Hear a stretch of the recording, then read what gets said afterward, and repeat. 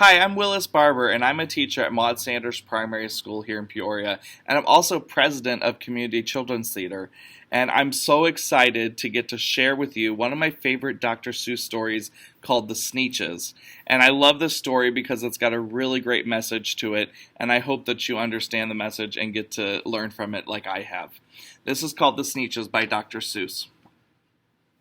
Now, the star-belly Sneetches had bellies with stars. The plain-belly Sneetches had none upon theirs. Those stars weren't so big, they were really so small, you might think such a thing wouldn't matter at all. But because they had stars, all the star-belly Sneetches would brag, "We're the best kind of Sneetch on the beaches."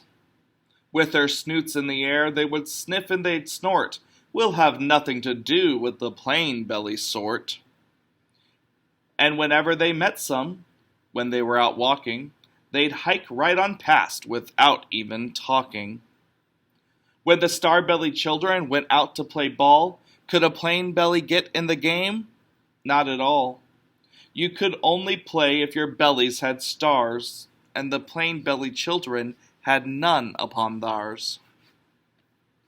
When the star-belly Sneetches had frankfurter roasts, or picnics, or patties, or marshmallow toast, they never invited the plain-belly Sneetches. They left them out cold, in the dark of the beaches. They kept them away, never let them come near. And that's how they treated them year after year. Then one day it seems, while the plain-belly Sneetches were moping and doping alone on the beaches, just sitting there wishing their bellies had stars, a stranger zipped up in the strangest of cars. "My friends," he announced in a voice clear and clean, "my name is Sylvester McMonkey McBean, and I've heard of your troubles, I've heard you're unhappy. And I can fix that, I'm the fix-it-up chappie.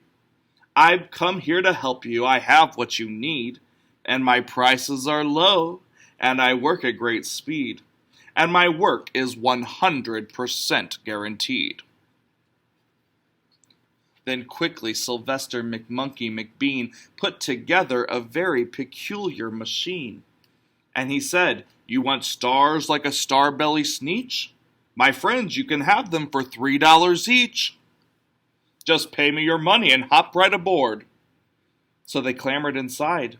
Then the big machine roared, and it clonked, and it bonked, and it jerked, and it burked, and it bopped them about. But the thing really worked. When the plain-belly Sneetches popped out, they had stars. They actually did. They had stars upon theirs. Then they yelled at the ones who had stars at the start, "We're exactly like you! You can't tell us apart! We're all just the same now, you snooty old smarties! And now we can go to your frankfurter parties." "Good grief!" groaned the ones who had stars at the first. "We're still the best Sneetches, and they are the worst. But now how in the world will we know," they all frowned, "if which kind is what, or the other way round?" Then up came McBean with a very sly wink, and he said, "Things are not quite as bad as you think. So you don't know who's who, that is perfectly true. But come with me, friends. Do you know what I'll do? I'll make you again the best Sneetches on beaches, and all it will cost you is $10 eaches." "Belly stars are no longer in style," said McBean. "What you need is a trip through my star-off machine. This wondrous contraption will take off your stars, so you won't look like Sneetches who have them on theirs." And that handy machine worked very precisely, removed all the stars from their tummies quite nicely. Then, with snoots in the air, they paraded about, and they opened their beaks, and they let out a shout.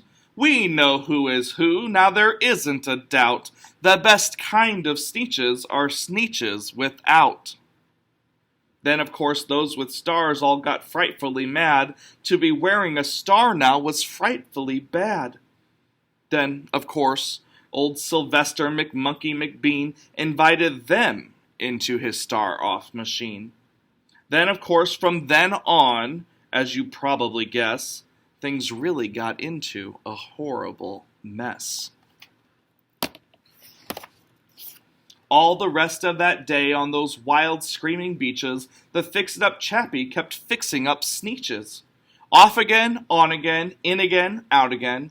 Through the machines they raced round and about again, changing their stars every minute or two. They kept paying money, they kept running through, until neither the plane nor the starbellies knew whether this one was that one, or that one was this one, or which one was what one, or what one was who. Then, when every last cent of their money was spent, the fix-it-up chappie packed up, and he went. And he laughed as he drove in his car up the beach.